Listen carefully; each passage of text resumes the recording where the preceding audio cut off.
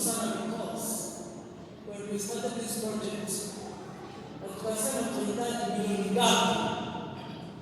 Hakuna mmoja wetu anasema tusiendelee.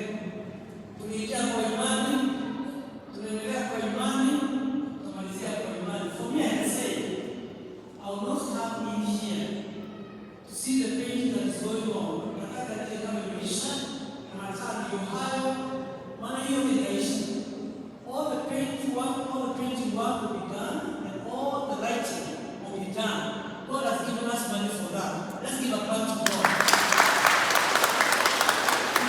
It will be done. All the painting will be done. All the writing will be done. When I think about it, for me, I'm saying, nasema tu kama Simeoni. Alipoona Yesu amezaliwa akasema, wakati wangu sasa Mungu, sisemi nisubiri niende. But I'm saying for me, it's quite a satisfaction and achievement to see that happen.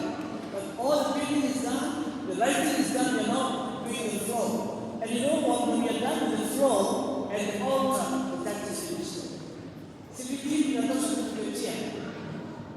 Viti haviwezi tukafanya tukakawia kufungua kanisa.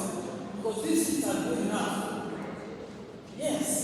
So you finish the painting, the writing, the tiles, the bishop comes, and you bless this one.